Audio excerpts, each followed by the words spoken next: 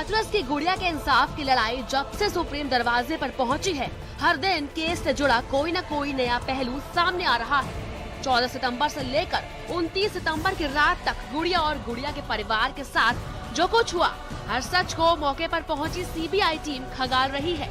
तो वहीं दूसरी तरफ सुप्रीम सुनवाई में हर सच पर चढ़े झूठ से पर्दा उठाया जा रहा है।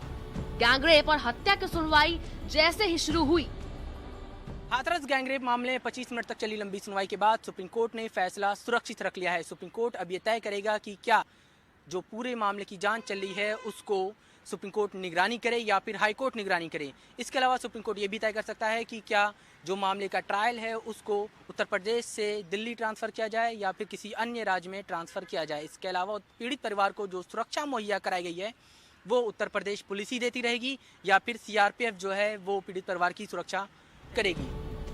सीजेआई ऐसे बोबड़े ने पीड़ित परिवार से पूछा, भाई क्या आदेश चाहते हैं?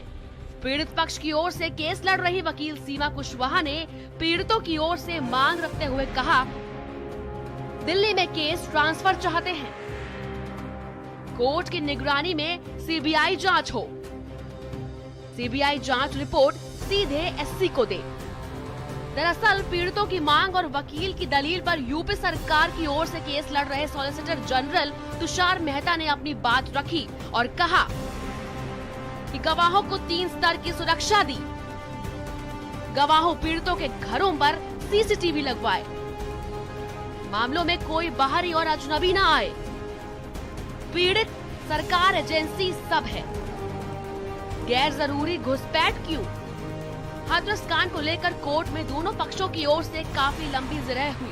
बहस के दौरान ये तो साफ देखा गया कि पीड़ित पक्ष की सुरक्षा को लेकर दोनों तरफ का मत एक था, लेकिन सरकार को बाहरी की एंट्री का खतरा ज्यादा था। बहस को बीच में रोकते हुए सीजेआई ऐसे बोबड़े ने कहा, पिछली बार मामला एचसी भेजने की बात हुई थी, अब सब यही जिरह कर रहे हैं। एचसी मामला देख सकता है, जरूरत हो तो एससी भी मौजूद है। हालांकि इस दौरान कोर्ट में मौजूद आरोपियों की तरफ से वकील सिद्धार्थ लूथरा ने जिरह करनी चाहिए, लेकिन वकीलों ने विरोध करते हुए कहा कि आपराधिक केस में ऐसे लोगों का बोलना भी आम होता जा रहा है जिनका मामले से कोई रिश्ता नहीं। हालांकि यूपी डीजीपी के वकील हरीश साल्वे ने अपनी बात जरूर रखी और कहा कि पीड़ित परिवार की सुरक्षा करने में यूपी पुलिस सक्षम, किसी और सुरक्षा एजेंसी की जरूरत नहीं। पीड़ितों के नाम पर किसी को पैसा इकट्ठे करने की इजाजत नहीं। बहरहाल पूरी सुनवाई और दलीलों को देखे तो कोर्ट निर्णय ले सकता है कि सीबीआई जांच की निगरानी एससी से हो या एचसी से। ट्रायल के लिए केस दिल्ली ट्रांसफर हो या नहीं। परिवार और गवाहों को सुरक्षा कौन देगा?